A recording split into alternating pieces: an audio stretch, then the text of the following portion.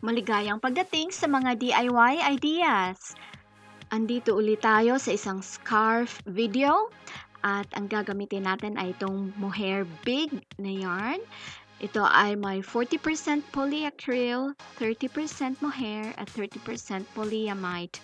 Ito ay 150 grams, so approximately 90 meters ang haba nito at ito ang laki ng ating yarn na ito. So, ang ating gagamitin na hook ay size 15 to 20. Pero yung ating gagamitin ngayon ay size 12 na hook. So, ito yung hawak ko ngayon.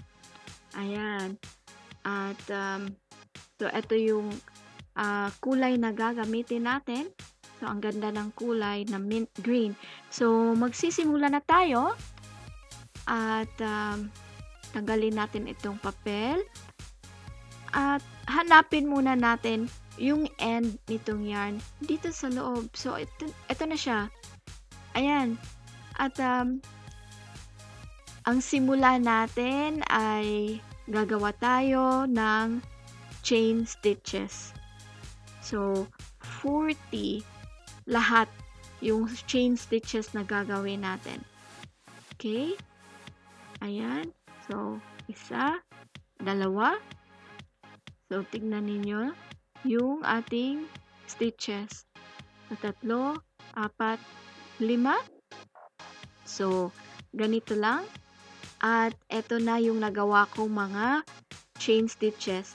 Natapos ko na yung 40. So, ngayon ay i-connect natin yung last stitch dito sa unang stitch na ganito. So, dapat i-arrange na mabuti na hindi nagtitwist yung chain ninyo. At i-connect lang ang both ends. So, ganyan na. At magsisimula tayo sa ating next row. So, gagawa tayo ng 3 chain stitches. Ayan.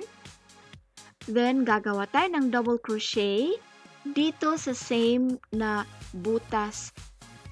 So, ayan. Yung double crochet natin. At pagkatapos ay isang chain stitch. Pagkatapos ay isang double crochet ulit sa same na butas. At isa pang double crochet. Ayan. So, eto yung itsura ng ating pattern na parang nag-spread out na V at dito sa gitna ay may isang butas or space. So, ang kasunod, mag-skip tayo ng 3 spaces. So, ayan, 3. At dito tayo magsisimula sa pang-4 na space. So, gagawa tayo ng double crochet at isa pang double crochet. At pagkatapos nito ay isang chain stitch at 2 double crochet stitches.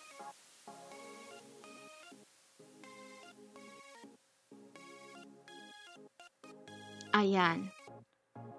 So, may 2 stitches na tayo at dito sa gitna ng 2 pattern na ito ay may butas. So, mag-skip ulit tayo ng 3 butas at gagawa tayo ng double crochet.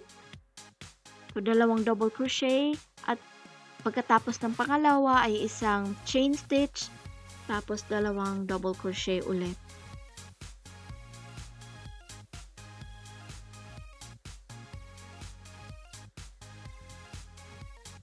So, ayan na. May 3 na tayong nagawa. So, skip ulit tayo ng 3 butas. At papasok yung hook dito sa pang-4 na butas. Gagawa tayo ng 2 double crochet. So, eto na ngayon yung itsura ng ating row na ginawa. So, ayan yung triangle. At so, dito may 3 butas din tayo na parang nag-skip tayo. So, i-connect na yung last na stitch sa first na stitch na ginawa natin.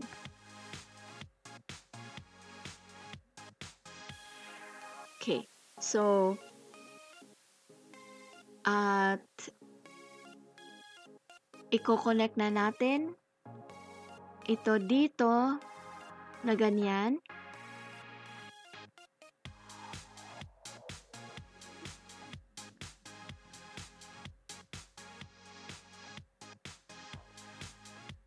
So, ngayon ay magsisimula tayo sa next row natin.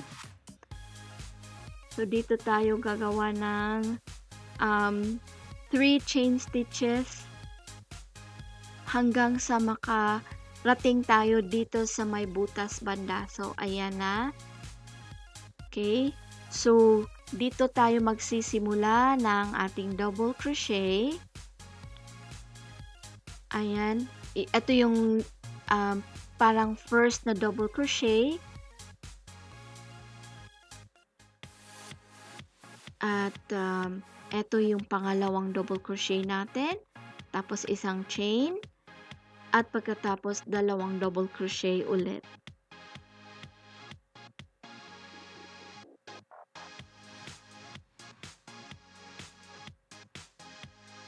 So, ayan, yung pattern natin.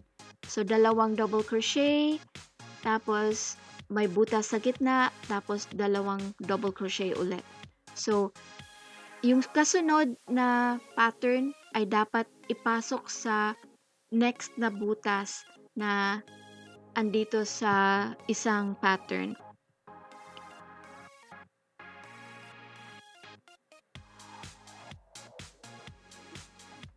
So, paulit-ulit lang talaga ang pattern natin. At ito na yung nagawa kong scarf.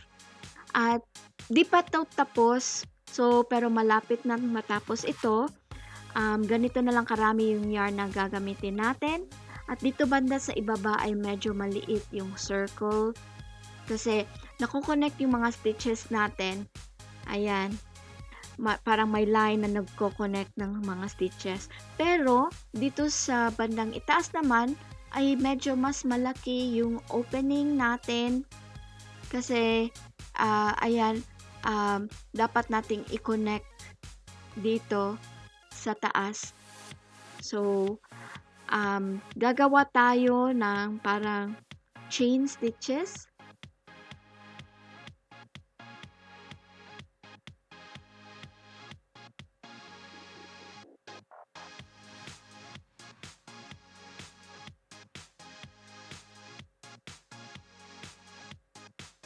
Okay. So, ayan. May chain tayo. Why? Okay, 3.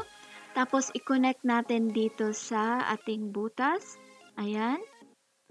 Tapos, gagawa ulit tayo ng 3 chain stitches. At i-connect doon sa kabilang butas. Okay.